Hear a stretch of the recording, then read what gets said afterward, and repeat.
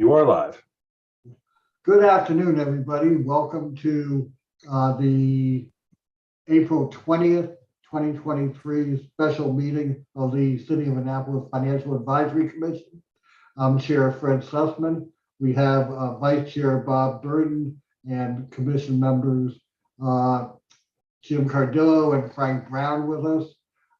We also have from the Finance Department, Director Jody Dickinson and Katie Connolly.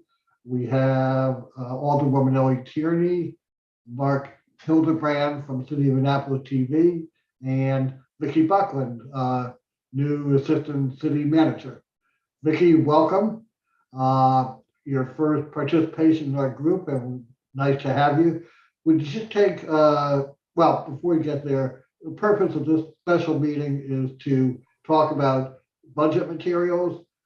This is budget season, and this is the first of perhaps several special meetings we'll need to have to review and deliberate on, the fact position regarding the upcoming FY 2024 budget and related matters. Vicki, so this is your first opportunity, and since you just started with the city, and I don't know who that other attendees who know of you, can you just take a minute or two and tell us about yourself? Sure, happy to. Happy to be joining you. This is day 4 at the city, so definitely brand new, but extremely good timing for me to be joining the city. I'm coming. My last job was with the Montgomery County. I was the Chief Operating Officer for the Department of Health and Human Services there. Health and Human Services is one of the larger departments in the county. Has an annual operating budget of about $340 million. And my office oversaw all the core administrative functions of the department, which included budgets, fiscal operations, which included AP, AR, medical billing, cost allocation, a couple of other pieces, contracts, IT, facilities, and compliance activities. So I spent a total of almost 16 years at the county doing a variety of things, starting in performance management, and then jumping over to Health and Human Services, where I started in fiscal operations and then kept going until I was the COO. So have a long history with financially related items. Well, thank you very much. We welcome you and wish you much success here in your position with the city, and look forward to many contributions from you. So thank you. Anybody have any questions of Vicki before we move on? No. I do want to apologize to Kim Moratsky for not mentioning that she was in attendance when I said who's here from the Finance Department. So let's just say hi, Kim. And thanks for all you do for us, and getting the meeting notices out, etc. So welcome. Okay, for the agenda, I just have one general topic: FY24 budget, and that encompasses a number of things. I don't know how much we'll get through today, but talk about fees and fines, any changes in those proposed for the upcoming year. Debt affordability, capital budget, and I realize that debt affordability and capital budget will be the subject of a special work session next week, but because not everybody will be able to attend that, I asked Jody if we might have at least an overview, preview of what will be presented next week,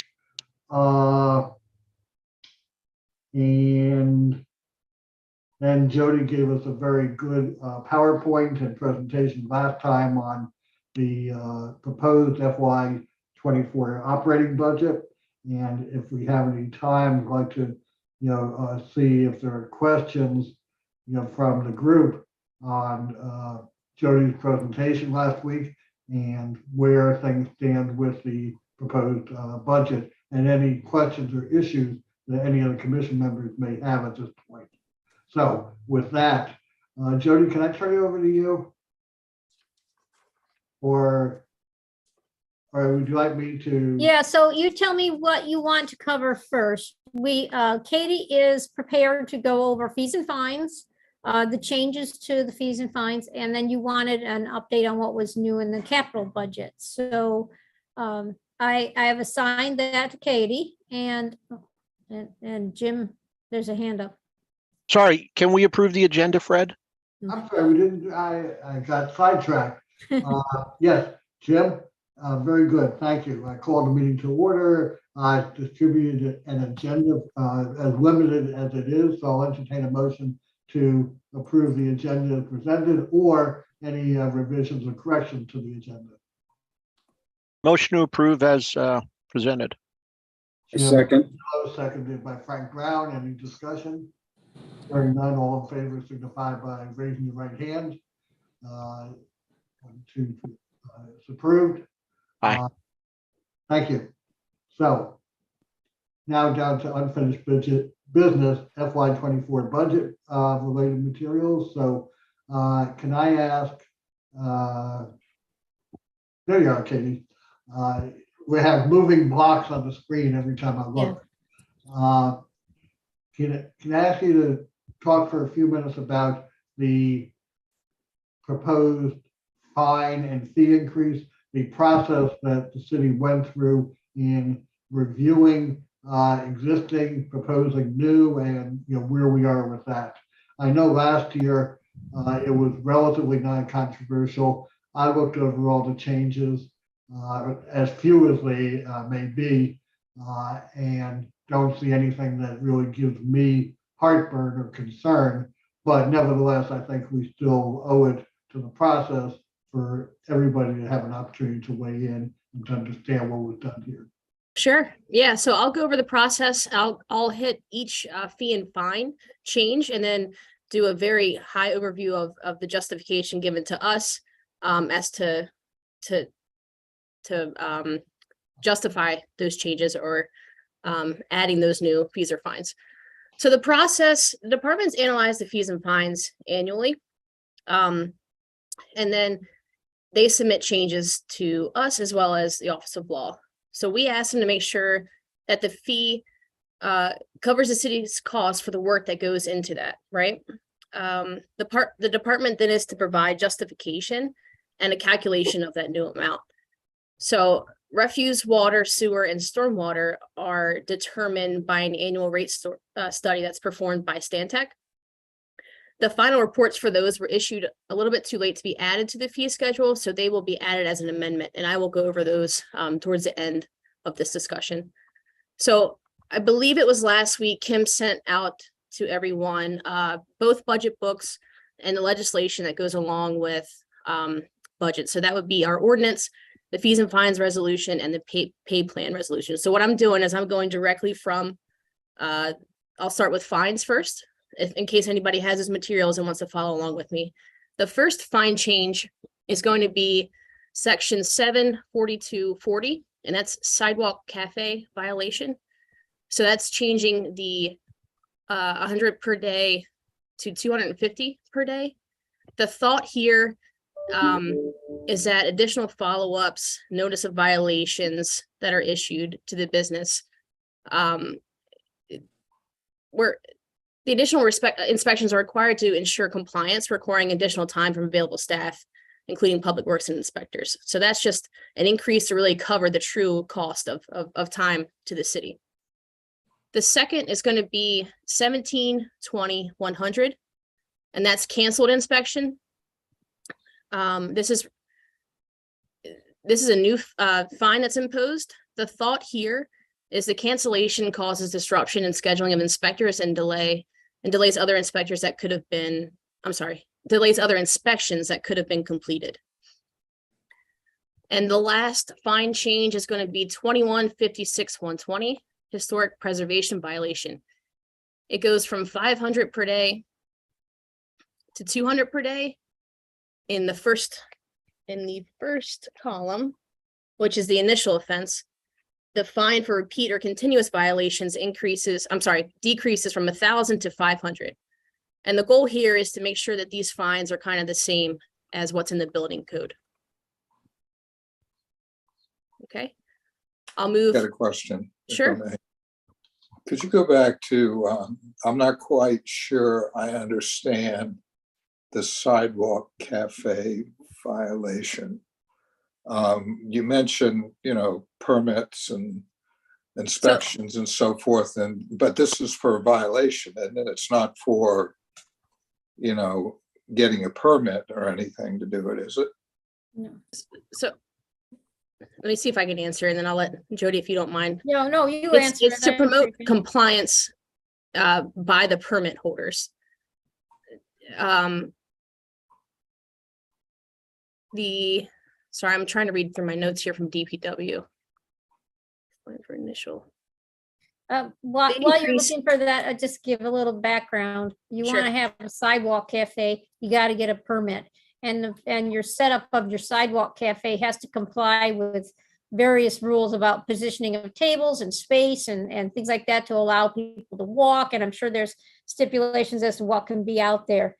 And what we're talking about here is the fine schedule. Fines are when you have violated one of those rules, they'll cite you with a fine. And so there's our fees and fines are in two pieces. One resolution is for the fines, one resolution is for fees. Fees are more along lines of you need a permit, you pay a fee for the permit. What we're going over now is the few changes that we had on the fines schedule. Okay, so the fine was $100. It's going up to $250. So what's the rationale for raising it? Is to promote compliance with the sidewalk cafe permit holders. Okay, so the restaurants were ignoring the rules then and doing whatever they wanted? So Most you felt likely, it I guess necessary? $100 wasn't a good deterrent. So if we have follow-up questions, Bob, we'll list these and have those who set the fines and what their specific problems were with the levels of the fines, what was happening and what they're trying to do to our Alderwoman Tierney. I don't know if you recall any of the specifics of what they explained. Yes, we implemented a sidewalk cafe policy last season, and it requires a lease, inspections, and what have you. So it's a codified structure, and we basically, yes, this is a serious fine because eating or drinking in that cafe could cause problems. Police and might be involved or what have you. So it was really proportional to what we're asking them to do, if that makes sense. Now that we have a policy for these, it's a serious consideration. It's multidiscipline. I mean, when to get the lease, they have to be reviewed by multiple building inspectors, including the fire marshal. So the violation may involve one of them coming out again or what have you. So it's really related to the strength of the lease and the requirements of the lease that they didn't have before.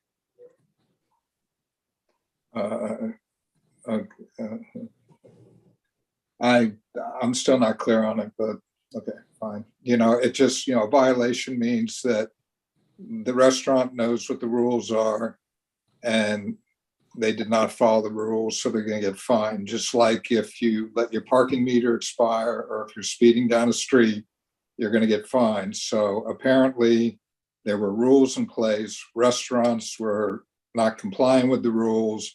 So you felt you had to add a higher deterrent to get them to comply. Is that why the fee was raised? Yes. Let me put it this way too. Example, maybe they're operating as a sidewalk cafe and they don't have a lease. Well, there's lost revenue there because sidewalk cafes take up parking spaces. Those parking spaces have a value of $20 unmetered and $30 metered per day. So if they're operating without a lease, it's impacting our revenue as well. And plus, again, having an inspector come out, et cetera. Okay, so in this case, it's a restaurant that didn't even get a lease or something of that nature. That's They an decided- example. Yeah, Okay, very good. Yeah. Okay. Well, that makes it clear. Thank you. Appreciate it. sure. Or as a follow-up or additional what Bob is saying, what is the enforcement? Because there's two reasons to raise it. It's number one, it's not enough, or you're just trying to garner more income. So was it being enforced? Or do you know? Jody, can you, No, I can't answer the question specifically on this one. I know we had some, at least one restaurant that set up their tables in the little parking area there and never came to us for a permit or anything, and it was missed by us. And so we are trying to get really strict on enforcement, and I know that for at least the situations where they're putting tables in the parking spaces, we call those parklets, we now have staff in planning and zoning that are charged with making sure that everybody's complying with what they should be doing. I can't tell you the specific instances in this case, what they were finding people doing. And this could be a case where they have a permit, they applied for it, got a valid permit, but are violating the terms of the permit, putting the tables in the wrong places, or they're, I don't know if there's what you can serve out there, if you, the consumption of alcohol is an issue, or those kind of things. I don't know the details on that. Yeah, and We- specific to the historic district, that, that's usually a case, where we had one restaurant that just put out these platforms that were not per HPC guidelines. We have new guidelines in the HPC code on sidewalk cafes. So that was one restaurant that put in their own structure without having it reviewed by HPC. But it could vary. I mean, we had one restaurant that used propane tanks for heating, and that wasn't appropriate. And of course, the fire marshal and the building enforcement agent is involved in that. We had another restaurant that had a tent during the winter that wasn't fire retardant, or, so it is sort of a mixed bag. And I'll add to Frank's question, it is not an attempt to increase revenue. It is an attempt to change behavior. So that when we set these fines, like someone mentioned before, if we're finding a small dollar amount, and if they get caught, they don't mind paying that small dollar amount because, they have too many, they have extra tables out there, maybe they're making it back somehow. So we have to make it more costly on a violation so they comply. And most of these fines are all set to encourage compliance, I'll say. Yes, it's a modification of behavior, and thank you for Yes. addressing that. That was my next question. Yeah, and that's Because always been the case when they raise the fines. They're not, we have to make it more serious because they're not following it. Well, and at some point, it's a business decision. If I can make $300 and pay you $200 in fines, I'm still ahead of the game. Right, right. Okay, Frank, thanks for the question. Thanks for the responses. Other question, was that it for the fine, Katie? that's it for fines, yes. Any other questions on fines? All right, Okay, the next, I'm sorry, Frank. I Fred. was gonna say, you just generally go through fees.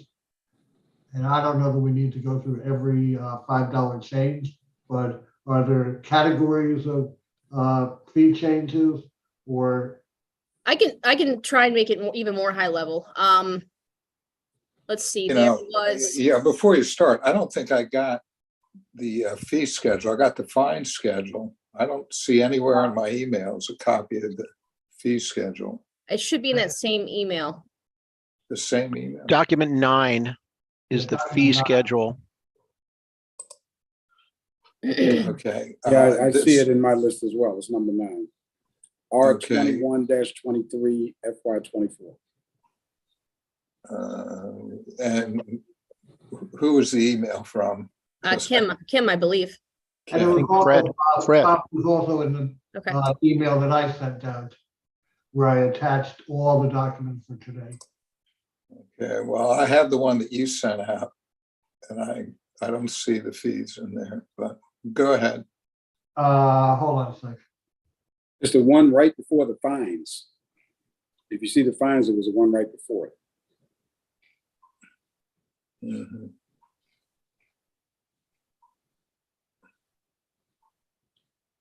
Job classifications, job classifications. Uh, No, I don't have it, but go ahead, you know, Right. just listening. There was a change to streets, sidewalks, and public places. The thought here was an increase to cover the public works inspector's time to ensure continued compliance here.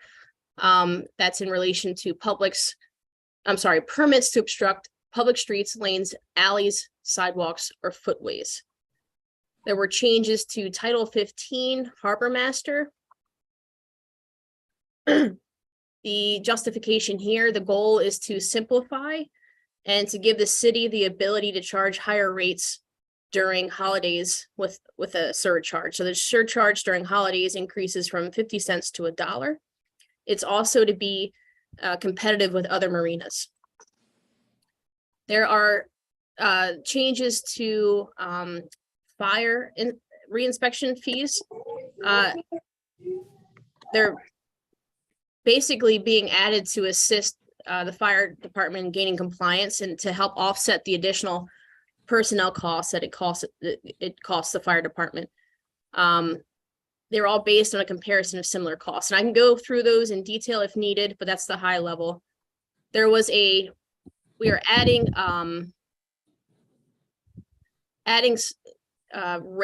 hourly rates to Larkin Lot. So it was just $2. Now there's hourly divisions. This increase would make this garage in line with GOTS.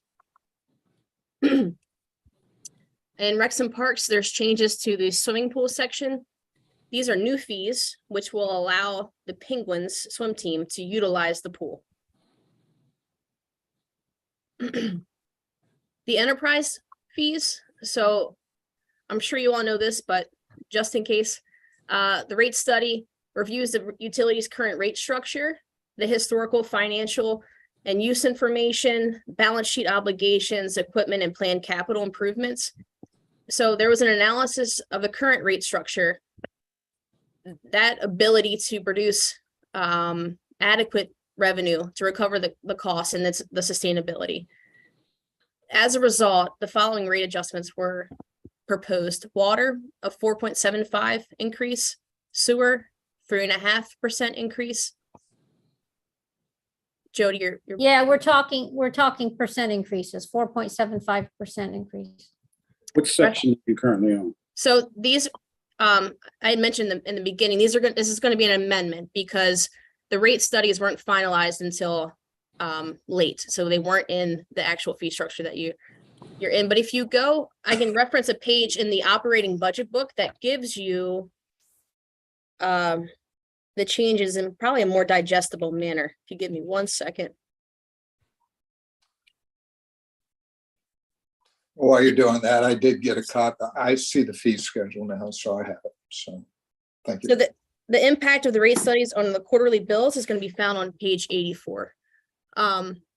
Refuse increased 10%. Of the annual operating budget book, the larger book that you got with your materials, page 84. And watershed restoration fund, there was a 7% increase.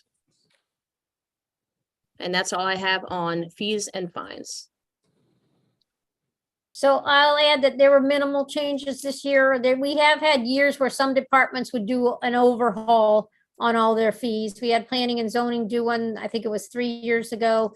Rec and Parks did one a couple, either last year or the year before. They overhauled a lot of their fees, and all they're doing now is adding a couple of options on the pool schedule. The swim team was paying fees, but they weren't documented in the fee schedule, and so they're trying to make their fees consistent with what we charge the others. So we're trying to make sure all that's documented properly. Question from commission members?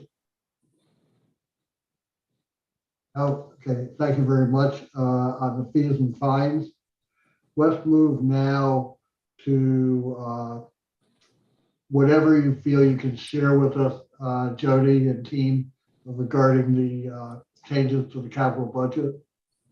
Oh, yeah, so we can share that it's out there, the proposed capital budget's out there, and I'll have Katie go through the changes. You're gonna see, there's big push for parks and water access, so you'll see a lot of those projects added this year, but other than that, pretty status quo with maybe some changing sources and some increases in fees, but I'll let Katie go into the detail. Go ahead, Katie. Thank you. So I'll go over high level of the process, and then I will talk high level on new projects and then major changes to existing projects. So, and just as a reference, everything that I'm going over is going to be found in that capital book too.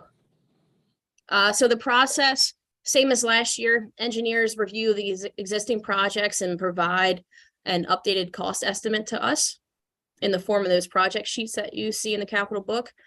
New projects are submitted to DPW. They create a page with description, a cost estimate. A debt affordability analysis is provided by Davenport, and finance performs a review of the capital reserve fund balance. Katie, let me stop you for a second. In terms of process, were there any material changes this year in the process for developing the capital budget as opposed to last year? No, sir. No. Okay, thank you. Yep. Sorry for interrupting. Go ahead. That's okay. Do you want to take questions or do you want to wait to the end? What's your preference, Mr. Chair? Either way, Okay. if you think you can deal with it while you're making your presentation, we'll do them. If people are thinking them, otherwise we can wait till the end. Okay. Jim does have a question. That's why I asked. Thanks. It's real quick. This Skipper's Lane thing, I was wondering why it isn't in the capital budget, but it's in the operating budget. I thought road improvements are capital in nature. So we Yeah. are, Question, Oh, you know, okay. before you leave the process portion and get into the detail.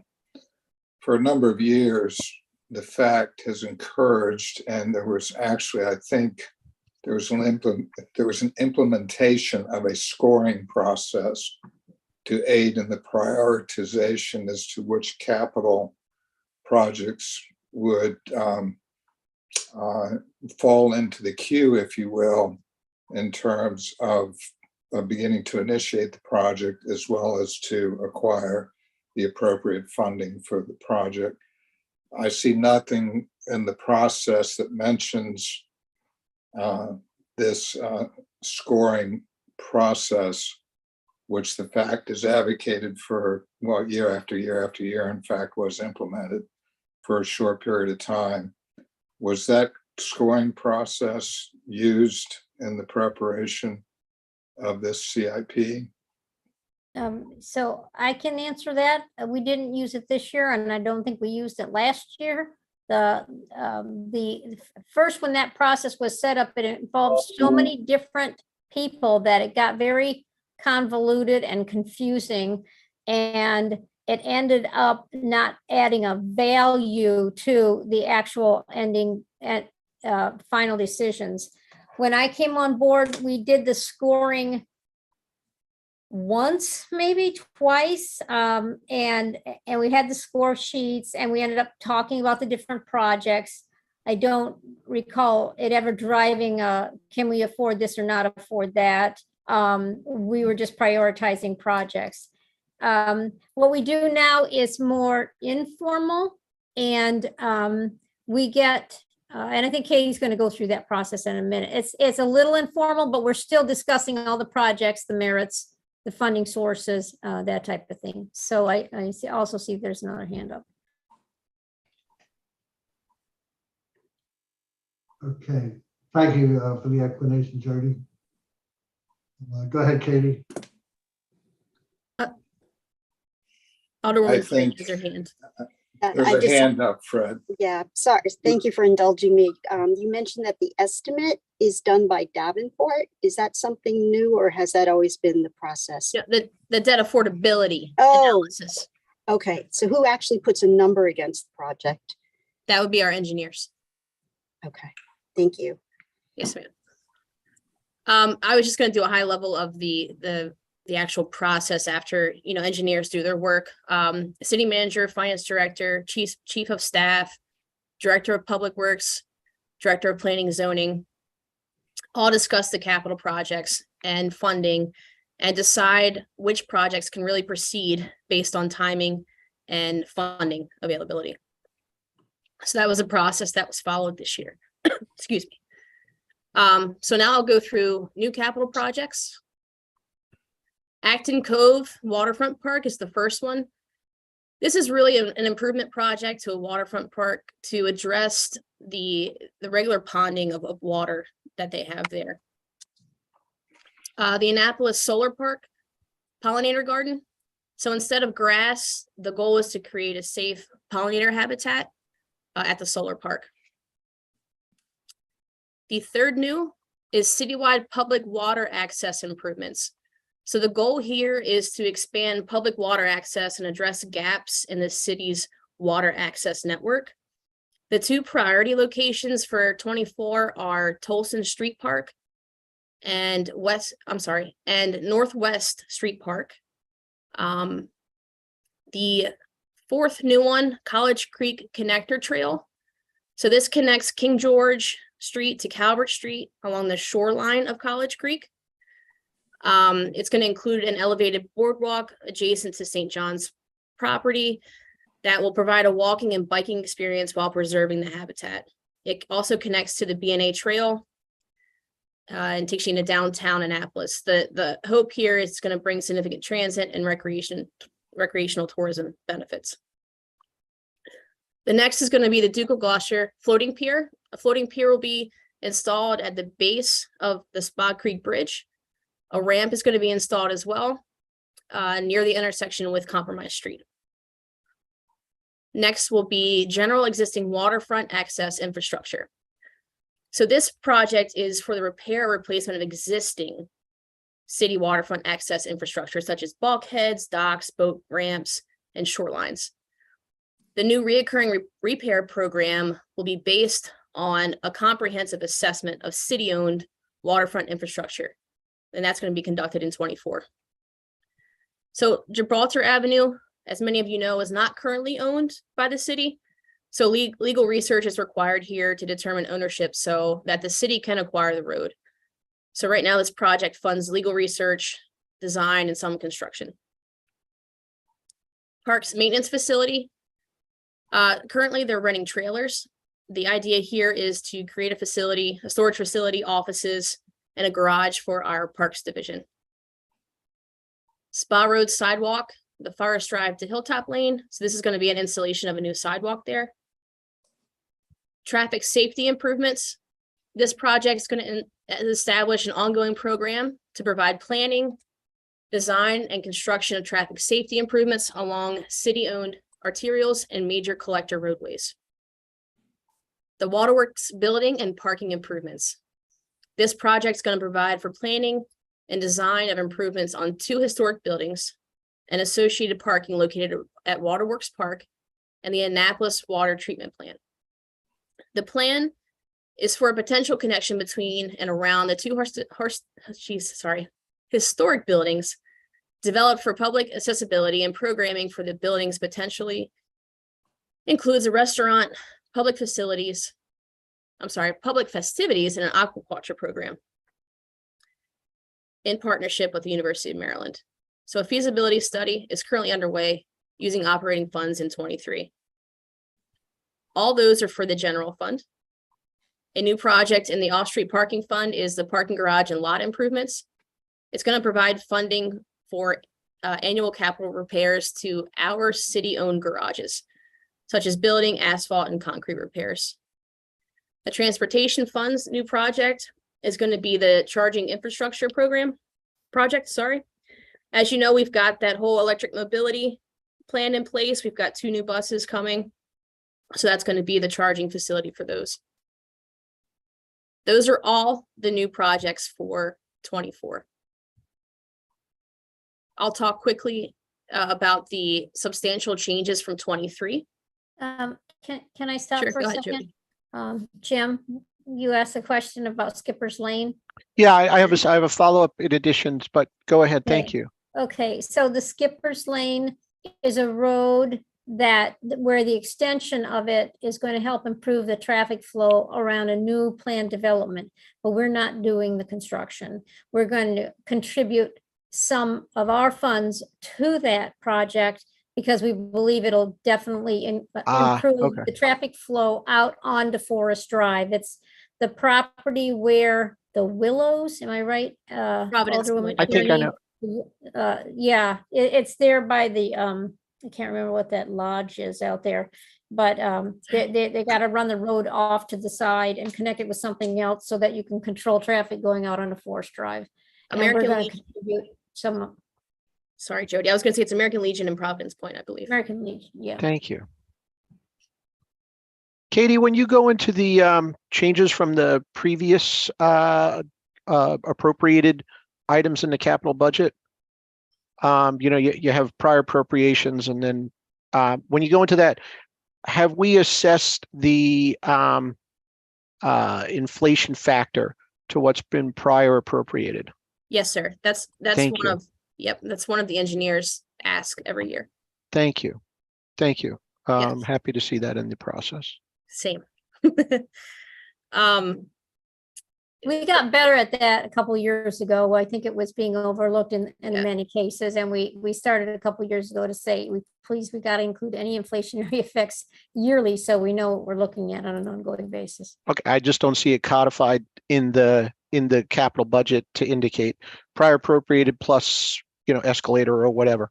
So if you look in the actual project pages in the changes from prior year section, in the funding section, it'll identify if, there's additional funding due to whatever. And it could be inflation, it could be, construction costs, etc. Thank you. Yes. All right, substantial changes from 23. Cars Beach. During the year, we added an additional 210 for closing and administrative costs associated with this acquisition. We also added 500,000 to the project as a down payment for adjoining the Morse property, the adjacent Morse property. City dock resilience and revitalization. 11 million of grant funding has been added due to a change in scope. The idea is to demolish the current Harbor Master building and make room for a wet well and pump station that are required to move stormwater, and the Harbor Master, the restrooms and the boater showers will be rebuilt at a different location in the park. City Harbor flood mitigation. An additional 17 million was requested for construction. I'm sure you guys are aware there was a bid bust on this project. The scope's unchanged, but the construction was broken into 2 phases due to budget constraints. Electric mobility plan, an additional 3.7 million was requested in 24 for an electric ferry pilot project and additional planning funds. 3 million of that will be grant funded. Southwood sidewalk and stormwater management project. That was really a staffing capacity issue. It didn't really move. Now there's dedicated staff to that project. It's moving forward. The design phase will include hydraulic studies and benefit cost analysis. There's 1 million of FEMA funding in that project. And the last one is the West East Express Bikeway, also known as WE. The scope's not changed there, but there's about 4.7 million of grant funding was added to this project for construction. And I'll take any questions. Anybody have any questions? Just Katie, quickly on the capital budget pages, can you Yes, sir. show me on one of the ones that has a prior appropriations with no current appropriations on how we addressed an increasing cost due to other factors above a prior approved appropriation? You can Just one example of where we had a prior approved appropriation and the total project cost will be greater than the prior approved appropriation. So Jim, I'll clarify that what you see in the prior approved column is everything that's been legally appropriated from that date from FY '23 and back, okay? So if we had a cost increase on that particular project, it would be in the 24 column. So if you're looking at a page where there's stuff in prior approved, but nothing in 24, then Thank you. there are no inflationary effects. you. Inflationary effects would, yeah, okay. I just want, so that's the way the table's set up. So it'll be obvious when there's additional monies added. You'll see it in the 24 column. Okay, thank you. Or if it's something in the out years, and that number in the out years increases from last year's plan to this year's plan, that also would have taken, that also would have been caused by inflationary. Okay, issues. thank you, because I'm on page 47 and looking at Russell Street, for example, and I see this is a no change project. Yeah, so that one is delayed, because they have to confirm the right of way there, so nothing's moved on Due to that. So delays, one- okay, yeah, so once that gets all hashed out, then then, we can identify what the new cost would be. yes, sir, Thank you, exactly. Yep. thank you.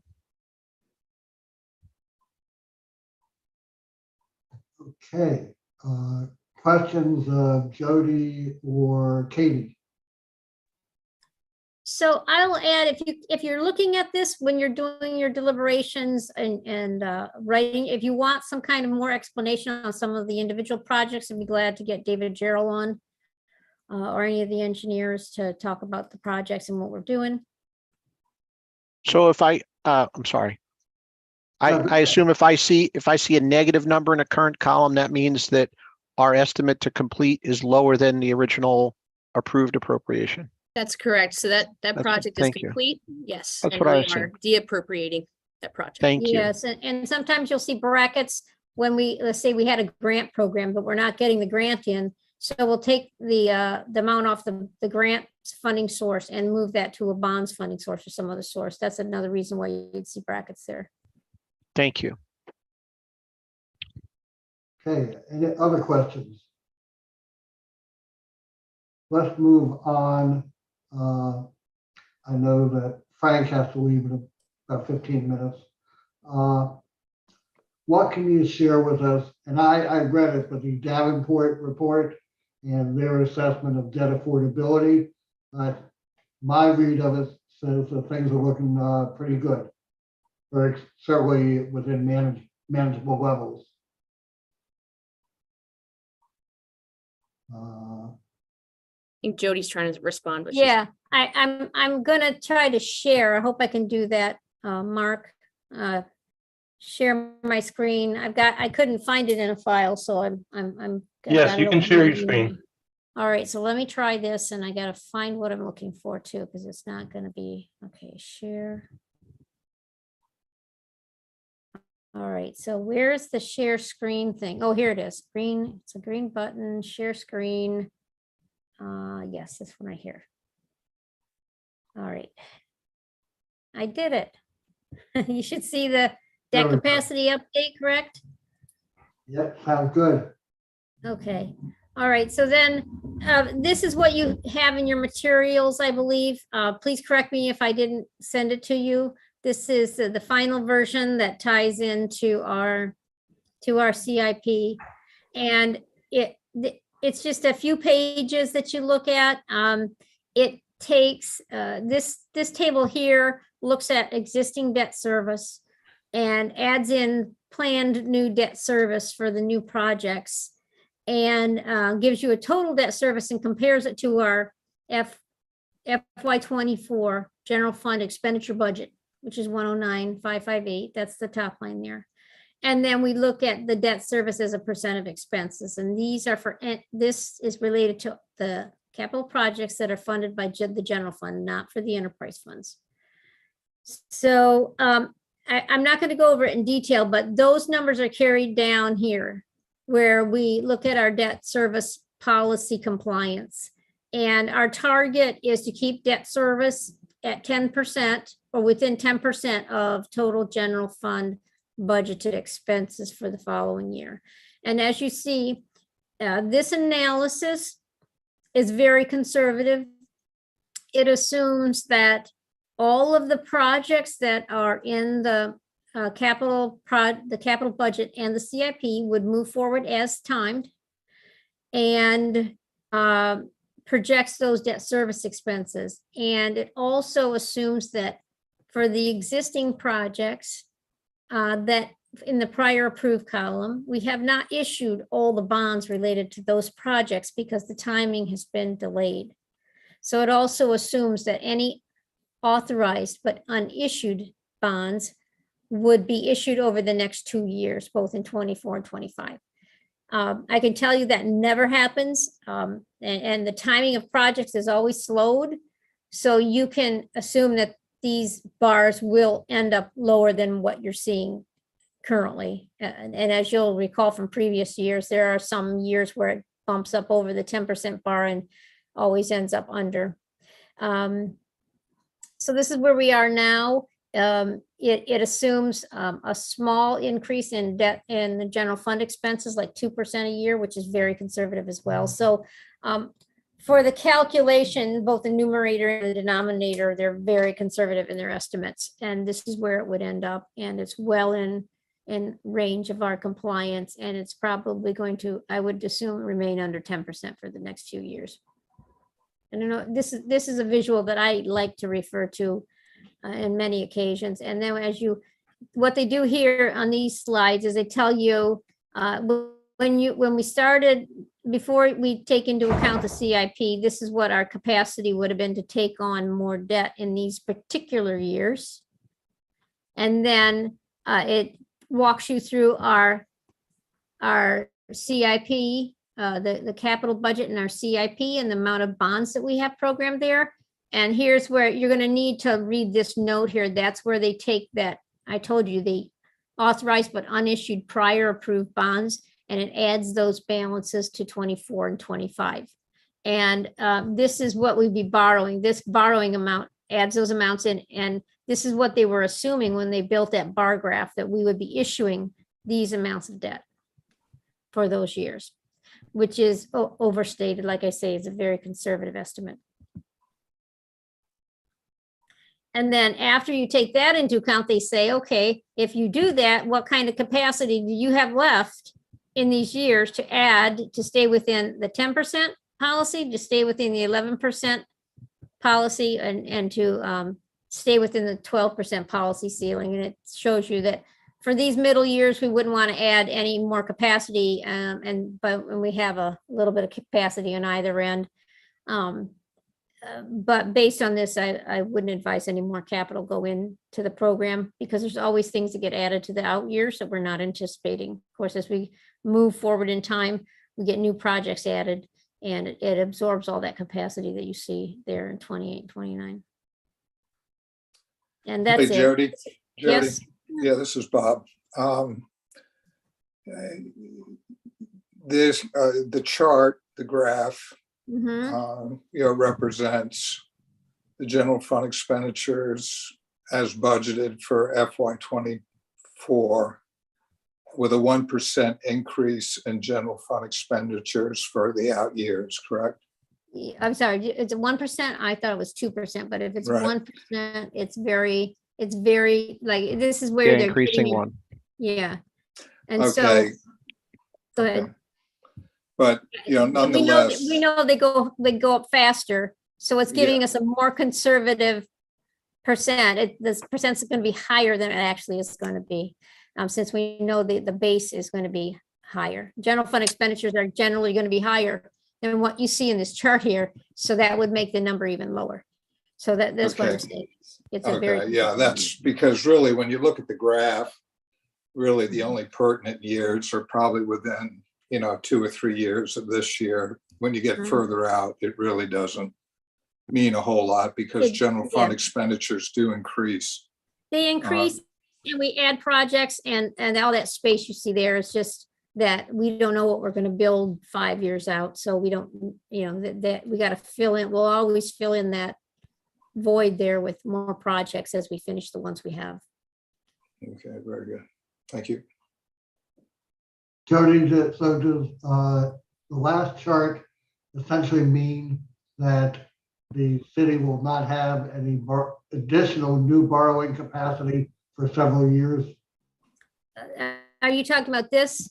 Yeah, So we will reevaluate every year, and as we push these numbers out, we're gonna try to stay within that 10% policy target. I'm not sure how they distribute their numbers into these pockets here and tell you what you can, I don't know how they calculate 7 million in this year and have nothing here, although we see in the chart that these numbers are higher, so you wouldn't want to issue more here because you'd have too much debt service here. Every year as we go out, they reevaluate it with what what our current debt is, and we're gonna, presuming we sell bonds every year, they'll add to the debt service and they'll, and analyze this again. I would say generally, to your question, you would, if everything stayed the same and all of their projections were right on target, you would not want to add to those years.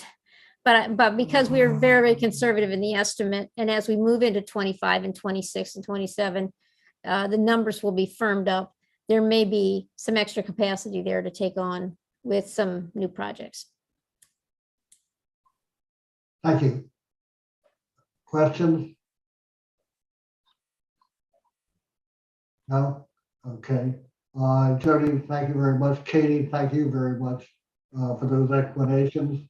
So, Jody, is it fair to say that based on the Davenport report, the city does have sufficient borrowing capacity to fund the projects that are listed for funding by bonds in FY24? Yes, then that is definitely true. And as we go, I think that the program that we have in place is, we're able to complete that without any problem in violating our policy. I guess we'll see, a lot of these projects are programmed to get some grant funding, and we don't know the certainty of the grant funding. We're still pursuing it on many. Some projects we may get more grant funding than we had anticipated, and some we may not get all the grants we wanted. So as we move through the projects that we have out there, we'll if we lose grants or something, we may have to reevaluate whether or not we can afford to take them on ourselves with bonds. I know like the WE and some of these, I'll call them bike paths, but they're not just bike paths. They're paths that we're developing. They have multiple stages, and we are trying to pay for a lot of it with grants. Mhm. And if those don't pan out, we'll have to decide if we can take it on ourselves. Questions from fact members? No, thank you very much. So we have covered to some extent capital budget, debt affordability, fees and fines. I'd like to spend a few minutes talking about questions people may have, comments they may have about your operating budget presentation last week. And you also asked me to put something together on your report from last year. Yeah. And I can go into that if you want me to, or I can just share what I kind of put together talking points only to your points and where I thought we were at with all of them. So you can decide how we proceed. Okay, why don't we do that then? Okay. Jody? Yeah, I'll work through my talking points. This is something I can give to you, but it's, like I said, it's not in a formal development. It's just I was going through the points on your report from last year, and in referring to your numbered recommendations. Some, I think there were seven numbers, but some of them kind of intertwined with others. So I'll go over with what my thoughts on each point. And Jody, I'm sorry, did you say you have something in writing in bullet form? Yeah, like bullet and just kind of like my thoughts, trying to formulate my thoughts over the last 2 or 3 days. I've kind of pulled this together. Is that something that you can share with us? Yeah, I can share it with you. It's not like a formal document. It's more like a Okay. talking points. But yeah, you want me to send it to you right now? No, you can send it to us afterwards. Okay. We have a few minutes, but And while we're talking here, this is what I'm going from. I'm actually looking at the document itself. So when your first your first point on the report, and I don't know if everybody wants to refer back to the report that you issued. The first point had a lot of different subpoints in it, but mainly it was focused on reducing or eliminating the structural deficit. And what Chairman Sussman asked me to do was talk about whether or not I still think that, I don't know if the word used was obsolete or no longer applicable. So I do not think, so in reducing and eliminating the structural deficit, as you know, per my presentation last week, we do still have ARPA funds built in as a funding source for our general fund expenses. I think it's 2.2, and Katie, let me know if I'm getting that wrong. 2.2, we've got plugged into the general fund budget. This is, your point in your report is not obsolete, but if I were to back up a year, I think at this point, we're in better shape than I thought we would be this year. And I still think that this is something we need to pay close attention to, but it's less of a concern this year because we still find that our expenses come in under my projections and our revenues are coming in over my projections. And so it's eliminating any structural deficit. And try as I might to try to estimate what the revenues are, some of them are a little difficult to predict. So I don't know if that's a good thing or a bad thing. And we've had expense savings across all departments, but especially we're still seeing expense savings on the police side, as I spoke to last week. Finance had some turnover savings, and planning and zoning as well. But when we set the budget, we try to make sure everybody's got the spending authority they need. And it always looks like we're going to have an issue, but we always end up saving a little bit here and there. And we may end up in the same situation next year where we don't have to use the ARPA funds for 24. So, but to the point, we have things moving we have things underway to try to offset any such effect that will come into focus in the fall. We have already started efforts to formulate a defined contribution option.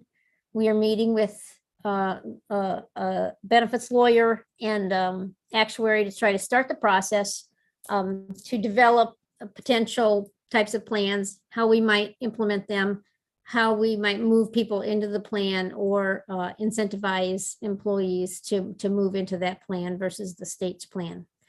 And I've never done this before, and I don't think our human resources manager has done one of these before. So we're both new to it. So we'll find out what's required and what the best options are. So that's going to help us on the pension side. The more we can incentivize employees to move, we would save more costs in the near future. If you just put new employees into a new plan, then you're not going to see your savings for the near future. It's going to be further out where you're going to start experiencing savings.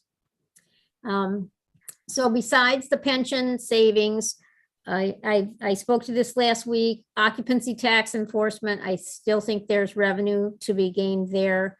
And parking, if we keep a strong parking enforcement present, not just in the downtown area, but in the other streets that are charging for parking, I think we're going to be. Okay, I heard a noise. Oh, that was him raising his hand. I don't have yours. I'm looking at my document. So if you raise your hand, you might have to speak up. So I know you have a question on something I just said. So you should speak up. Do you want to take questions now, Chairman? You're Sure. muted. I'm unmuted now. Okay. So did anybody have any questions? Yeah, Jim has his hand up. Yeah, I did. I don't know if that was the noise, but I don't. All right. Yeah, I think it was the noise of your hand going up is what I heard. I'll be more silent next time when I do that. Everything looks, really good. And I understand, and I look at the revenues and the GFE and I say, okay, then I went to the the page where we're utilizing fund balances to balance the budget. And this is where I had a couple of questions. So it's basically the 5.4 million hole that we're plugging. I'm using Jim, nomenclature what that, page is that? Jim, what page? Are you on? let's see, on the full operating budget document, it's like page 21, but on the slide deck, it's page Okay. 17, 18. Okay, so I think what you're looking at there is not the hole that I'm talking about with the No, ARPA no, no. funds. No, Okay. I know that. No, Go ahead. I wanted, because I can see how, and I know we've done this in the past, Mhm. but I want to understand when we characterize some of these things as one-time expenditures, Mhm. and we're using 2.75 million of the BSF, right? Is that from the budget stabilization? Yes. We're using 2.75 million from the BSF to balance the FY24 No. budget. No, so I guess I will open the page of the book that you're looking at. So we're not using anything from the BSF. If you look at the total expenses that we have budgeted, 109 million, and the revenues that we have budgeted, and that is, Katie, hold on a second. Revenues are 104. 104, 167, yeah. So that $5 million delta is us using the capital reserve fund and our reserve for one-time uses. So Okay, we and have, that's, yeah, yeah, we have 3 pockets of money. The right. budget stabilization fund, we're not tapping the budget stabilization fund. We're Oh, adding a layer okay. to it. We're adding a little bit to it, but we're Okay, not. all right, using so it. we're using the one-time uses. And I just want to ask for clarity, when we talk about these are one-time uses, there's $1.2 million identified as citywide bonuses. This is one-time use, or is this a disguised compensation that we're putting as a one-time? So it is a part of the compensation package, but let me tell you why it's called a one-time use. When we went into last year and we were working on the union negotiations, and we remember inflation is still high. Last year was even higher. And we knew we could not afford to give everybody that high of a cost of living increase. So, and felt, as many did, that inflation will eventually slow down.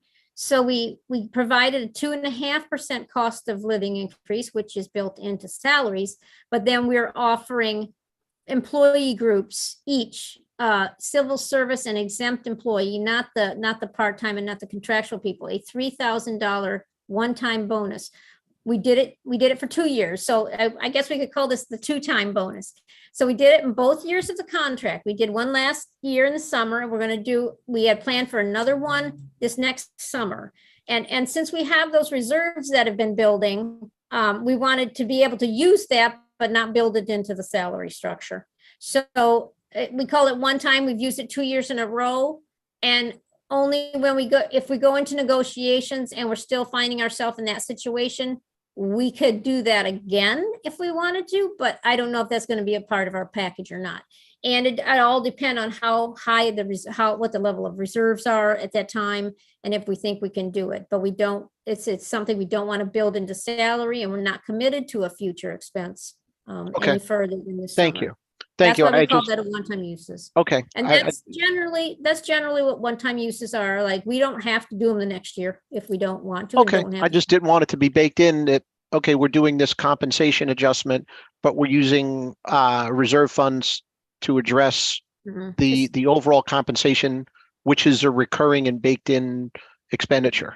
It's not And built then into the salary I'll table. defer to Bob after one more point on the use of the reserves.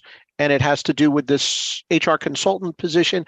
Is this an unfilled budgeted position that we're calling one time, or is this a one-off Yeah. consultant?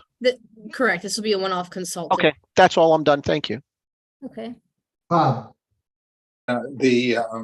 Just following up on Jim's question, when we go back to the 5,390,000, Mhm, which are coming from reserves, mhm. I would assume that money is excess reserves over and above what is required to be in the reserve fund. Correct? Does And not, that can't we have to, go ahead. and that excess money came from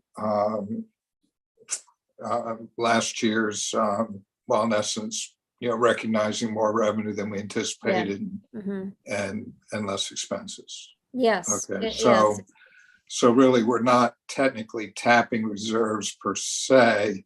What we're doing is we're using surplus from last year or from the budget year that is coming to conclusion to be able to fund certain initiatives, Correct. going into the next budget, correct? Yes, that's all Okay. correct. It's, Okay. anything, we put we have to reserve 15% in a fund balance pot and not touch it. And then we have the three other pockets, I call them. The budget stabilization fund and the capital reserve fund. Capital reserve, of course, is limited to only using for capital projects, for capital items. So we can only use it for that. And then one-time uses, we could do anything with that, but it's got to be something that we're only going to need one time. Okay, and the budget stabilization fund? That's a special fund that was set up before I got here. The county has one too. In times of revenue shortfall, the council can, I think they have to have a supermajority to tap that fund to fill in some kind of revenue gap.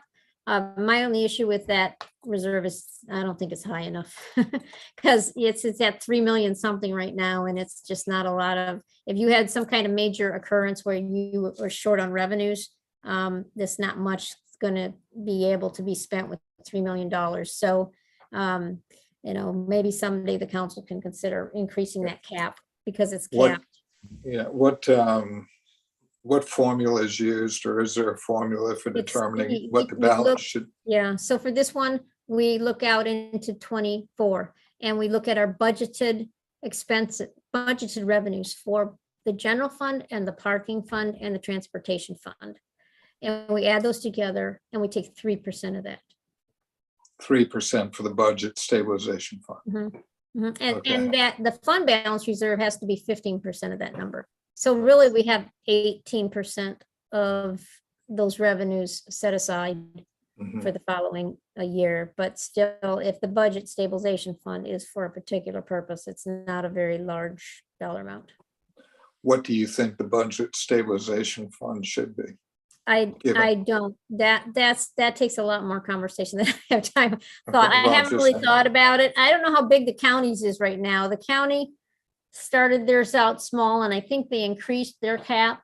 And I don't know where it stands right now. I mean, they were trying to get it increased a bit, knowing that if we did have some kind of major stress on revenues, you would want more. Mhm. But theirs started small as well. So. And we also have these other reserves, the 15% reserve. The county doesn't have anything like the 15% reserve. Yeah, yeah. We have that together with the 3%. So we kind of got a little bit of a cushion built into ours. So the budget stabilization fund would be the first go-to fund to address any revenue shortfalls. Then. Is that correct? I don't know if it would be the first go-to. Depending on what it is, it takes, I don't know if it's all the council members unanimously or a supermajority of the council to approve it. And I think there's stipulations behind what it can be used for. And since it's the smallest pot of money, if we had it attempts to fill a hole when you have an unexpected revenue shortfall. So I can't really even contemplate what would happen. And I would try to, I think the first thing we do if we had an unexpected sudden smaller revenue shortfall, we'd probably try to trim expenses and not tap the budget stabilization fund. That would be my preference. But again, this wouldn't be my decision. This would be between management and the council to decide what we do when we have something like that happen. Okay. Thank you for the questions, Bob. Ellie, Thank you. This legislation for debt policies was, I think, done maybe four years ago or so. So I'm just interested, Jody, when I look at page 12 of the budget book and it talks about the policies themselves, what is it, the 3% cap that we'd need to look at? Yeah, so I don't know how those were devised, and I guess I'd have to go back and converse with Teresa, and I think she was involved in the initial, I don't know if budget stabilization was here before Gavin took office or not. But how they set those percentages, and I know that part of the consideration was with the 15%, we already had a chunk sitting there. Do we need another high level reserve? And the budget stabilization fund is the first thing that we fund when we have excess. We fill that up to the cap, and for years it's been at its cap. So the last 2 years, we've been able to put a little bit extra in there. But it's not a big number. And I don't know what generated that particular bucket of reserves, what the conversation was around that. Okay. I mean, that's what I was saying about $3 million is just not a lot to address anything major. I mean, it could be a good short-term patch for something. Right, as a percentage, yeah. Okay, thanks. So Jody, when you look at the general fund budget here on the expenditure side, what it basically comes down to is salary and benefits, contractual service, and debt service make up about 85% of the city's total expenditures in the general fund. Is that correct? Yeah, I haven't added the numbers together, but that sounds about right. I mean, we know that I think this next year's salary and benefits are 68 or 69. And Right, then the debt service is a chunk on top of that. which is 7.5, Mhm. and then Mhm. contractual services is Yeah. 9.3. No, I haven't gone through the calculation for that, but that sounds like it's could be true, so. What are you looking at a particular page? Yes, I'm looking at page 16 of your my presentation Okay, I don't PowerPoint. have that Yeah. up in front of me, but if we added, Katie might have it. I don't know where. I'm sure that's true. So what's your question then? No, it was just an observation, but I Yeah. guess that observation, you Mhm. know, I- goes to the point that if at any point in the future, there would have to be some reduction in expenses, it's more than likely going to have to occur in one of those three areas Mhm. Yeah, it's the things that would. to make the any big significant impact. Mhm. Okay. And my question for that and that observation goes back to, page 6 of your PowerPoint presentation, where you noted the various challenges Mhm. that you see that the city potentially could be facing. And I would assume in noting those challenges that there should be at least some need to begin the process of identifying how to address them so that we don't Yeah. have to that deal with can- it. We can segue back into what I was talking about before, when in trying to address your points on the report last year, how to close the gap for that that ARPA funding we're using, looking for the first thing that I will be, this fall, we're going to have to gather together. We're going to get our new assessments on our properties because our triennial's coming up. Hopefully we'll have those in the fall. We'll have, and then we'll start looking at occupancy taxes immediately after budget, start looking at fees and fines and see if there's any changes needed there. And once we have the assessed values on the properties, we'll know what we're looking at from a revenue flow. And then we'll decide what we think we need to do expenses going forward. We want to be able to use the ARPA funding, but we don't want to be dependent on it. So see if we can close the gap with the revenue, a push on some of the revenue sources, and interest earnings are also getting a lot stronger too. And then the assessed values will tell us where we're at from the property taxes. So we'll have a much better idea. And that's about the time we start into the union negotiations. We can't start those too early. I know it'd be beneficial to start them like on July 1, but we don't have any solid financial projections until later in the year. We don't even know how the revenue flows coming in from income taxes that early. So when we go into union negotiations, one of the first things we do is talk about the city's finances and what shape we're in and what our revenue projections are and what our expense projections are and what we think we can do. And we share some of that with the unions to say, here's the financial picture we're looking at. And then we move from there. So we have to have some of that information gathered before we move forward with the negotiations. So we'll be starting those negotiations in the fall. And hopefully by then we'll have a good picture of where we think our revenues are going. Okay. Because Jim needs to leave in a few minutes. Jim, I'm going to take your question. I'd ask, hold other questions and let Jody get through as much of her bullet points as she can about FY23 report. So Yeah. I understand. Thanks. So back to the debt service component of the GFE in 24. It's shown on the GFE worksheet as 8.2 million, but on the debt capacity, the debt service is 9.1 million. Is that because of principal or is that? So you're looking at, when you say GFE, okay. Okay, so the GF expenditures by category, this is on the slide deck. Yeah. Slide 15 is the GF expenditures by category. Debt service is 8.22.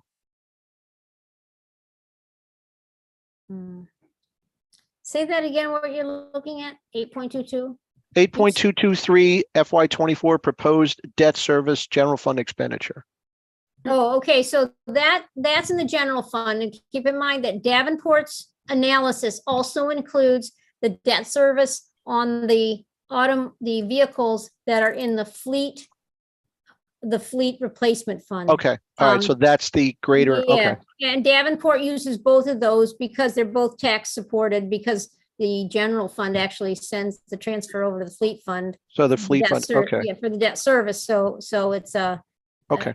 it's And really then, supported by the general fund, so they're very conservative there. Go ahead. and then my last thing with regards to debt service, there's a footnote here that Davenport talks about, look at issuing at 4% for 24 and 5% for 25. Mm. Do you happen to know what's the weighted average interest on our current debt? I couldn't tell you portfolio. It's probably less than 4 because I'm sure it's less. It looks like it's going to cost more when we go to market. And it looks like we're going to market in 25. According to the Davenport proposal, so we're going to take on new debt. they're just assuming, they're making Okay. assumptions. But all right, so you have no intentions. No, I may, when we get into, I typically look at the necessity of borrowing money every year. And Okay. my intention was always to sell bonds every other year because it's a pain and it takes a lot of time, and do a short-term line of credit on the year in between. But what happened this last year is because of the climbing interest rates, we decided to go 2 years in a row and go ahead and sell long-term bonds with the fear that the interest rate's only going higher. So we sold long-term bonds. And further, with some of the grant monies that we have gotten on City Dock, some of those bonds that we sold for City Dock may not have to be used for those, and we'll be able to use those for other projects, which may mean we won't have to issue debt this next year at all. And then at the time we're getting ready to decide that, Davenport tells me whether or not it would short-term line of credit or the long-term is the better answer for the borrowing.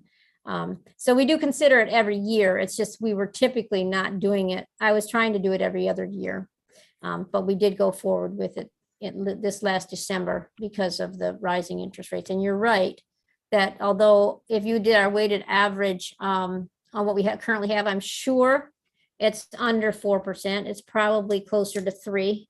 Yeah. But our recent debt issue got us up by 4. For the tax exempt debt, and the taxable debt that we sold, I think was a little over. So Okay. we're up by the 4% range now. So hopefully we won't have to borrow much for a couple of years, but we'll see. All right. Thank you. Thank you, Fred. Okay, sure. Okay. Jody, a couple more comments from you.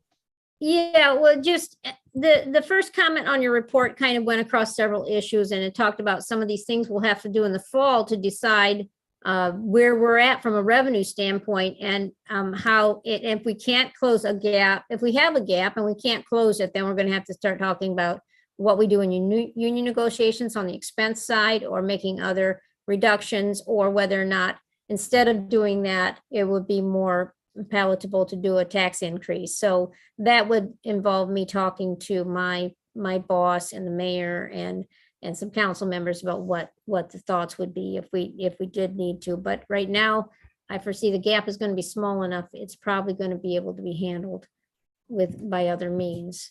The second comment that you had in your report regarded the status of the negotiations, and I think we've kind of talked about that a lot in the last couple meetings. We're going to begin mid-fall. I've covered that already. And then some of the comments that you were recommending about the code language, I wouldn't call them obsolete, but as we know, we just went through a code revision for some of the language that clarified some of the requirements that you cited in that finding. So it may not be applicable anymore. And then there was a comment in there that putting any kind of budget amount into the budget that shows what you have reserved for negotiations is showing your hand per se.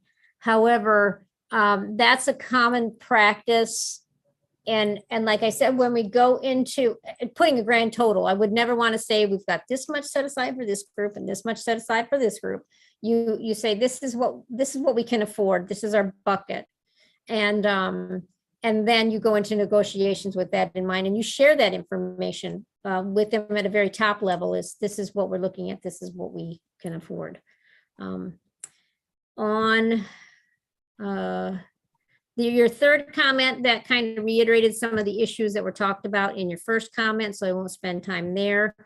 The fourth comment of your report talked about the strategic planning process, which you know is already starting. The last weekend of this month, where we have an all-day retreat, management and council, and we're going off-site, and we're going to start building what we see to be strategic efforts, and talk about working together, council and management. So that's going to start that process, which will then hopefully give us some measures to judge performance, and then we can work it down from there. On your fifth comment, you talked about I'm going to provide this schedule for you of capital projects that would create an extra operating expense in the budgets for the following year. And I wanted to speak a little bit on that. I do think we can do this. Any estimates that, one concern, in my mind, many of our capital projects actually forego costs, because a lot of them are improvements to maintain what we already have, because we're experiencing issues with them. For instance, the roadway projects, roadways and sidewalks. We keep up with the repair of those, so we don't have to constantly go out and start patching and doing the little fixes all along. Having them on a regular improvement schedule helps us keep our maintenance expenses flat. When thinking about some of these projects that do increase costs, I thought about the pool. We built a much bigger complex there with the new pool, and that invariably increased some operating costs with electricity and some staffing. But I will tell you that the Rec and Parks immediately changed their fee structure. They increased the fees for the pool. They had a hard time attracting people to the pool before because of the shape it was in. And so this new pool had a lot more attention, and they have increased the rates enough where they're more than covering the increase in costs that the new pool incurred. When we look at something like our maintenance facility that we're building out on Hudson Street, that's almost done. In fact, we're going to have a ribbon cutting here pretty soon. And we're going to shut down our facilities on Spa Road, and the utility people that are located in a leased building on Chinkapin are going to move to the new facility. So we have extra cost involved with the new building, but we shut down the lease at the other place and we shut down the Spa Road location. So we have savings there. And David Gerald confirmed my understanding that this new building is, I'll use the term, it's LEED, silver level LEED compliance, where it's got tremendous savings in energy usage because of the way it's designed. And so his understanding is we're probably going to end up saving on operating cost for that new facility because of its LEED designation. And I can't tell you what LEED stands for, but it is a designation that shows you put a lot of measures in the design to minimize your energy usage. And we typically do that in any new structure that we have. The energy usage is much better than what we're giving up. The only projects that I see that we're going to have to address increases to operating costs are primarily the parks. You'll see in this CIP, we not only have City Dock, and when City Dock is done with the resiliency measures, they're going to redevelop that park that is on the east side of Eagle Alley. They're going to redevelop that whole area into a park, and it's pretty expansive. And they're going to have to take down the Harbor Master building and put something else up. So there's going to be a lot of cost involved in that. And we have new parks in this budget. Gateway Park was added last year. We're doing a lot of improvements to Annapolis Walk. Cars Beach will go under some development as well, although I don't know how many actual operating costs will end up with there. The College Creek Connector, Hawkins Cove, Robert Eads Park, the trail connection, and we have Weems Wheeling Field out on the Spa Road site, and then the West East Expressway, the WE route that Katie alluded to earlier. All of these are going to require some type of parks maintenance effort. And depending on what we have there, like on the City Dock Park, some of the things that they're designing for that park may require a little more maintenance. So those are the ones that are of concern to me, meaning we got to make a plan for how we're going to cover those from a parks maintenance standpoint, whether it's just going to be our staff doing it. Will they need more positions to do it? Will it just be one or two new people? Will there be groups like on the city park side that sometimes when you have parks like that, you'll have local groups formed to help care for the park itself. So I don't know if something like that will come up for like City Dock and some of these larger facilities that raise funds for the maintenance and repairs to those parks. So that's yet to be seen. We're a couple years out probably from materializing all these new park assets. So that's something we need to look for. Your fifth comment in your report talked about transportation. That's another thing that it's not an obsolete comment. It is definitely something we have to keep an eye on. If the P3 arrangement with the waterfall payment, which we'll start to see maybe next January, our first payment will come through from the waterfall.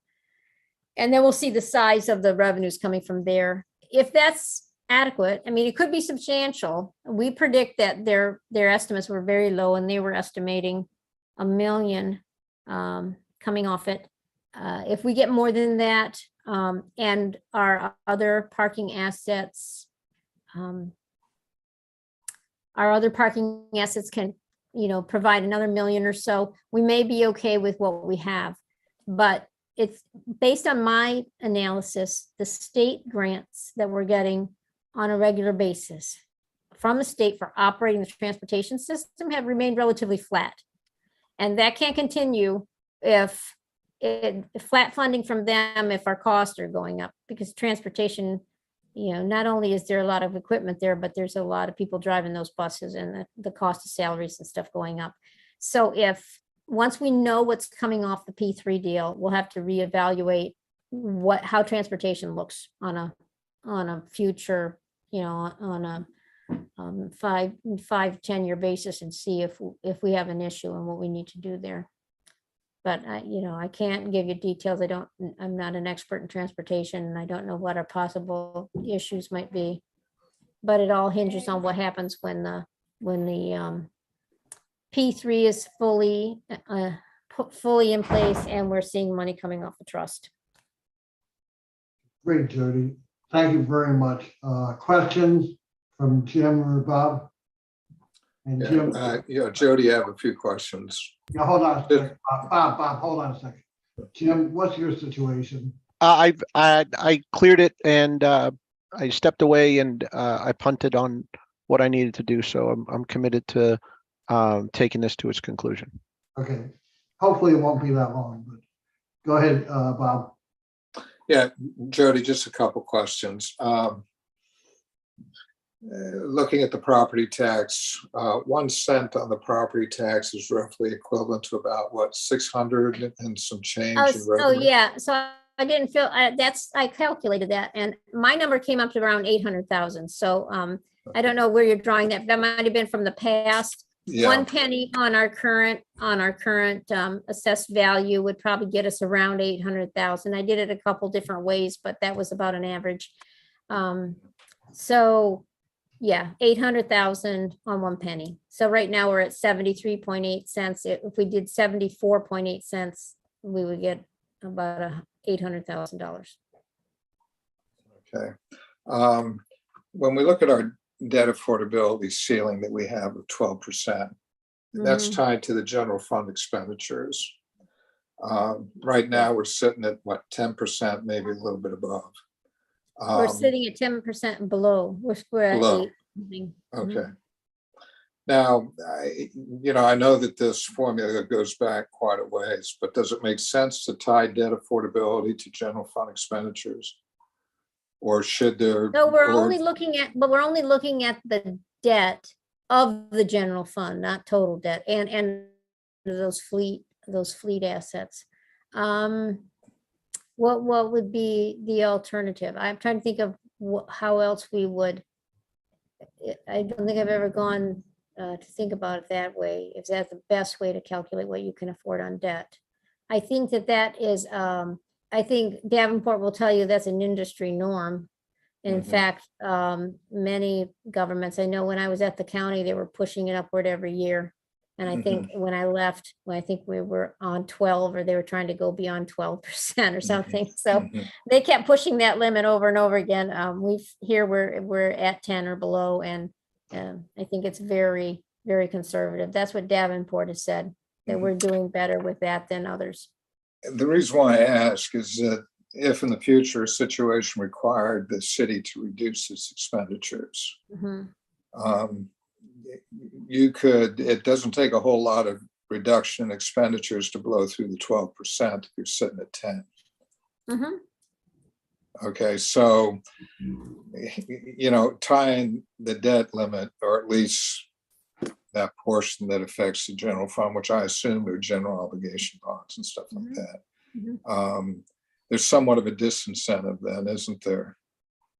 To expense reduction if you didn't want to blow through your Oh, you're debt saying that affordability limit. if we needed to reduce our general fund expenses and then that 10% level, or that calculation would then mean that the debt service would remain where it was and it would be like 12%. Right, I don't, or more. I don't think that the debt affordability numbers would generate our decisions for how we need to spend money. I think we plan our expenses and then we look at that to see, are we still within compliance? You're saying that we wouldn't want to reduce our general fund expenses because then we're allowed to borrow more. That's not the way I'm thinking of it. No, yeah, what I'm saying is that if you reduced your general fund expenditures, then you bounce up against that 12% ceiling, right? Mhm.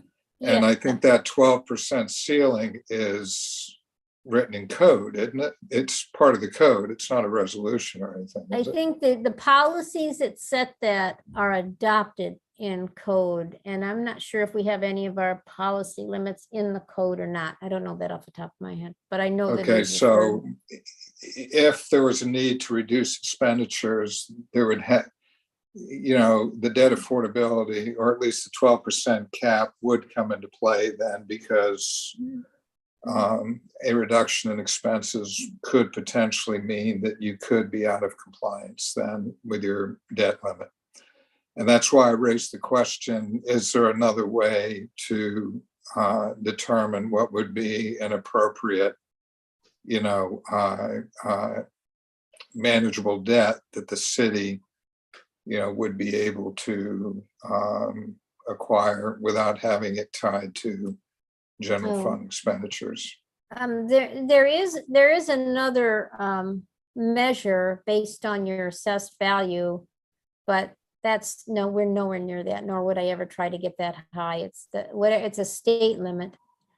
And it's some proportion of your assessed value, and we're not even close. And if you got there, we wouldn't be able to afford it. So I wouldn't use that. I guess we could look into other ways of measuring appropriate debt service levels. And if we ever got to that point where we were bumping up against 12, one of the things I would look at is which projects do we start taking off the CIP list, so we don't have to borrow to pay the debt service. But that savings is more forward looking than immediate.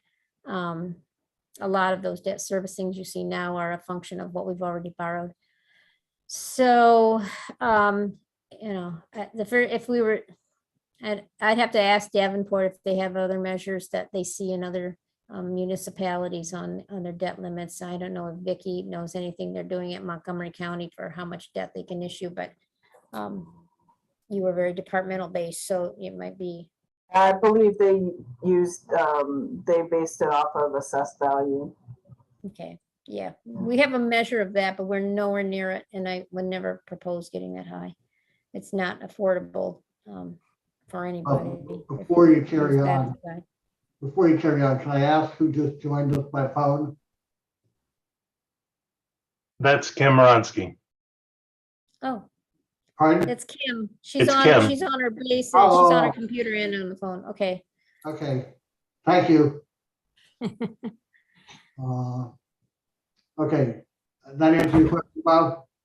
Well, yes, it was more or less a forward-looking type of question. Yeah. As you look at the challenges that the city is attempting to address on slide number 6, which I think that we as a fact need to take a look at that as well. There's only two ways to go. You're either going to raise revenues, or you're going to reduce expenses, or you're going to do a combination of both, to get yourself back in line again if you need to. The ARPA funds are not going to be there always. In fact, if I've heard and read the news correctly yesterday, there's an effort in Congress, at least among a certain faction in Congress, in the debt limit negotiation to try to pull back some of those funds that were delivered to municipalities and so forth. So, when we're looking at ARPA funds, when we're looking at other type of, one-time revenues or short-lived type of revenues that these municipalities receive to try to balance your budget, the long and short of it is at some point, the structural deficit that was noted on slide 6 is going to have to be addressed in one of two ways or both ways. And, it just starts, it just makes sense to start thinking about how those challenges are going to be addressed, as noted in slide 6. Thank you, Bob. I appreciate that forward-looking, those forward-looking thoughts. Ellie, Yeah, real quickly, Jody, could you talk about the hotel tax as a possible source of revenue? Optimistic. Yeah, I addressed it a little bit the other day during the FACTS meeting, but I feel like when we first initiated our relationship with Host Compliance, and they go out and look at websites, see who's renting their homes. for short-term rentals. We got an initial jump in our compliance where we started getting a lot more revenue coming in from the occupancy tax. And I think a lot of it is, some of it is people trying to fly under the radar, and some of it is just people don't know that they have to do it. In addition, so I think there's effort there for enforcement. We have a lot of people who only rent their homes during Navy graduation and during the boat show. And they aren't required to get a permit. They don't have to go through the inspection process and get a regular permit. But they are still required to collect the occupancy tax and remit it. And I think that's where we're probably missing people, that's a misconception that because they don't need a permit, we don't know they're there, and therefore they don't have to send the occupancy tax. And host compliance, if we can initiate an effort with them to find all of those renters, and they have identified a lot of properties to us that they feel are non-compliant, then we have to do an enforcement effort where we start sending directed letters to the property owners and say, we know you're renting. Even if you're renting only during these two events, you still need to collect the tax. And with that effort, we may have another jump in our occupancy taxes. And again, with the pickup of, after the pandemic, the occupancy taxes came back stronger than they were before anyway. So we're seeing a lot more tourism activity here. Yes, Bob. Jody, if we can just take a moment and to address the pilot issues with the state. Mhm. I think we're receiving something like, what, 700,000, is it, or something like that? We had a base amount that was established 3 years ago, and it's been climbing based on an inflationary factor every year. And this next year, I think we're up over 800,000. Okay, This year, we're supposed to get 760, 780, something like that. okay, so those pilot monies that come into the city, how are they distributed? And what They're areas all, do they go? they're all in the general fund. And it's, we call it, we group it with charges for services because they call it, what do they call it? A payment for police and fire protection or something Okay. like that. That's how they categorize it. So I put it in charges for services. Okay, so we do identify that a large portion of that pilot fund is for the police and fire services and support services that we Yeah, provide. well, yeah, I the mean, it state. doesn't go directly there. Our revenues don't directly go to each department, but it is from the state's perspective, it is them pitching in for police and fire services that they don't pay through a property tax. Mhm. Okay. Yeah, I thought it was designed as an offset to, because of exempt state property, that the city could not assess Right. payment Yeah, in lieu and of we've taxes. Yeah. talked about this before. We have 20% of our property is non-taxable. So a lot of that's the state, and then the county has a little bit, and the Naval Academy grounds too. Is land in this area that's not subject to property tax. What about St. John's? That's a nonprofit entity, It's a right? nonprofit, but I don't know that they're exempt from property taxes. To be exempt from property taxes, I think you have to be a governmental entity, but I can check because we have a list of all the exempt properties and the codings on them. And I could be wrong if it includes churches and schools, and well, it's going to include the schools. So that's the Board of Ed property. That's going to be exempt as well. So we got a few of those. But if it includes schools and nonprofit teaching institutions, and we got St. John's too. So, so I don't know what all's in that property. We can look at our listing. We've got listing of all the properties and the code that goes along with them. Ed, that's our golf handicap. What? What was that? The 20 handicap. The 20. That's what I look at it as. That's Yeah, going in. That's what it is. Guys, see, I have a work emergency I'm gonna have to tend to very, very quickly okay. soon. Okay.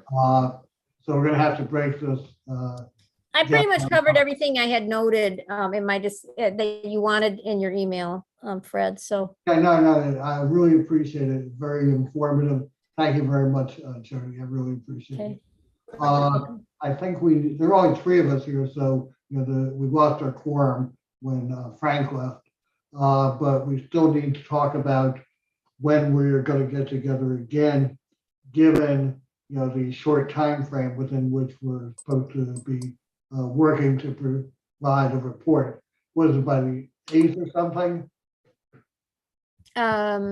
Hold on, yeah, I've got the thing open. I've got my calendar open. It's the 8th. Yeah, it's due to council on Monday, the 8th. Let me ask you this. What happens if we miss the 8th? I don't know. Councilwoman? I think, I think it's more important. We'll take you to city code jail. I know, I really, I'm Yeah, not because sure what I'm not saying- ramifications it really has if Yeah, you miss it. 'Cause it's never I- happened and Believe me, I don't want to miss it, but we don't have a lot of time here, and we all have other commitments, and I know staff has commitments. I'm looking at my calendar, saying, when are we gonna meet again? So. I mean, hey, we don't do it with the unions, right?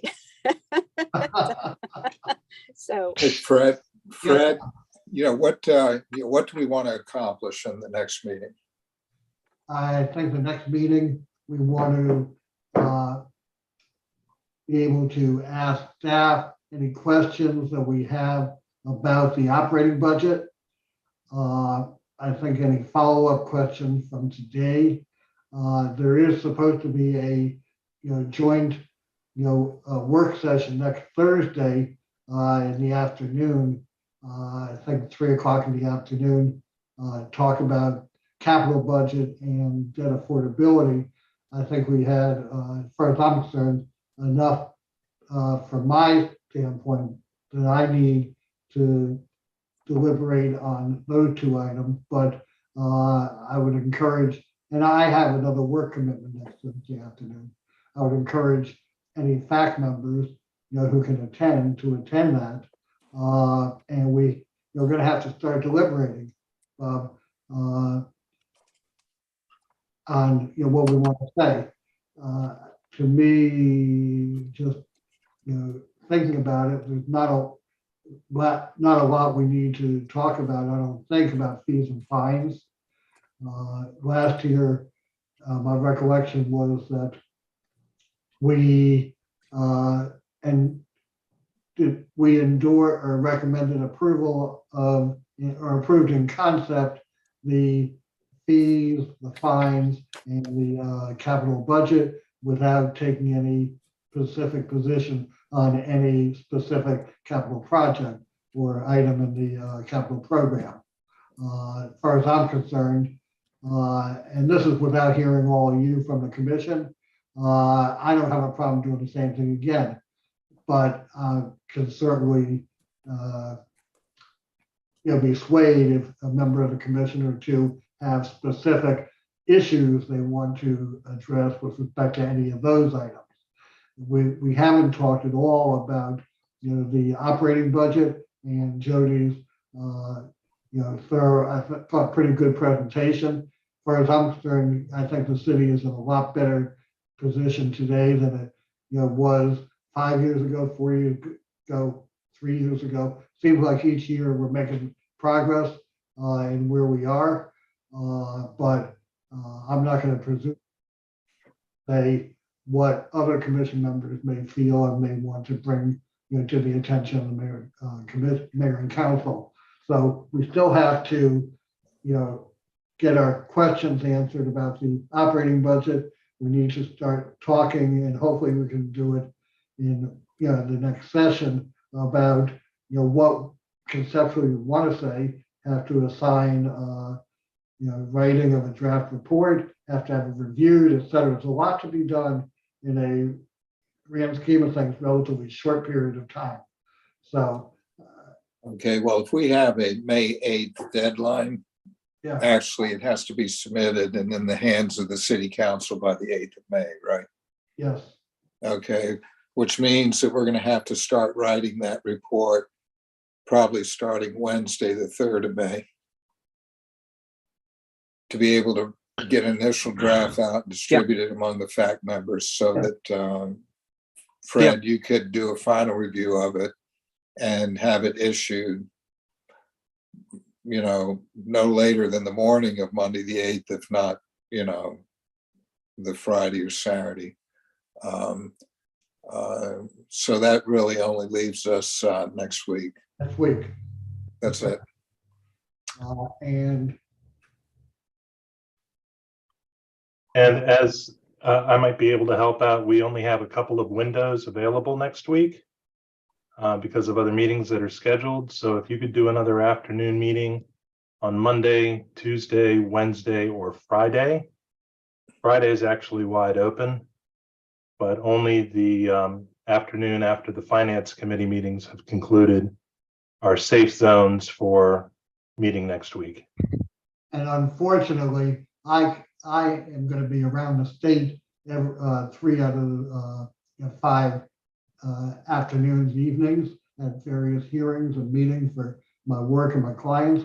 So I will not be able to attend any of those meetings. Mark, you're saying you can't do Thursday, and I can't do Thursday either. I have another work commitment. Actually, I have work commitments Monday, Tuesday, Wednesday, Thursday, late afternoon and evening. And evening's not available. We have multiple meetings scheduled in the evenings. Yeah, I'm not suggesting an evening meeting, but I'm just saying, looking at what my calendar looks like, probably the worst has been that time of day consistently in a long, long time. But Friday the 28th is Friday, wide open. 4:28 afternoon works for me, sir. I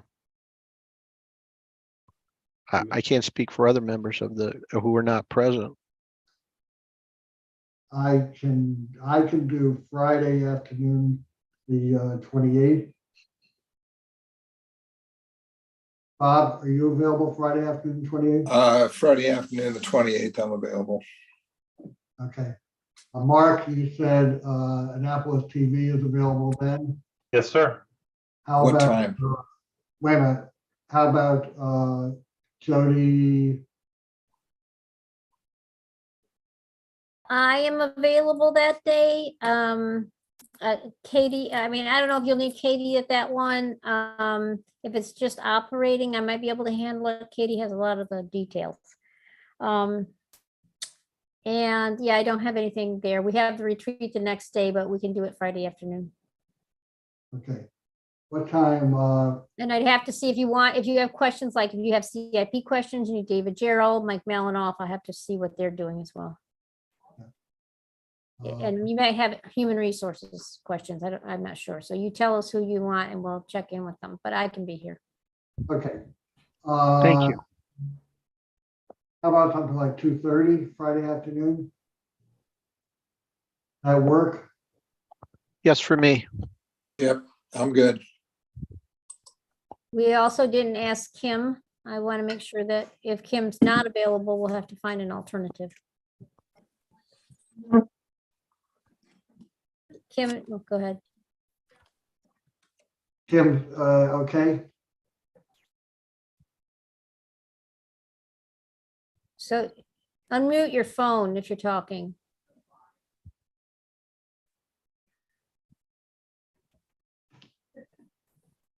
All right.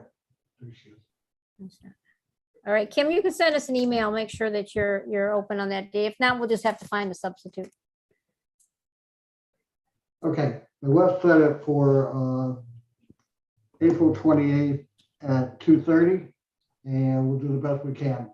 And hopefully, at least one other member of the commission will be able to be in attendance at that time. If not, it'll just be the three of us, Bob, Jim, and me, and we'll do the best we can here. Should I block off 2 hours? Yes, Yes, thank you. okay. Kim, can you send out a meeting notice to all the commission members, please? Not hearing you. Yeah, I don't know if you can hear us and the answer is yes, you could always raise your hand, Kim. but we don't see her picture. I know, but her hand would still go up, I think. Oh, Yep, yeah. there there's she is, Kim. see? All Okay, right, Kim, good for you. we're all Thank you. set. We just need the sign language here. Thank you, Kim. Thank you. Thank you. All right, so next special meeting, April 28th at 2:30. Kim will send out a meeting notice as soon as possible, not right this second, but hopefully by tomorrow. And if any, Jim, you or Bob, you have any questions that you'd like answered, send them to me and I'll collect them and send them to Jody. Okay? Look forward to seeing you all or whoever on the 28th at 2:30. I'll bring lunch. We'll watch you eat your lunch. Okay, Thank thank you, you Fred. very much. Very constructive discussion today. And we don't need a formal meeting motion to adjourn because we don't have a quorum.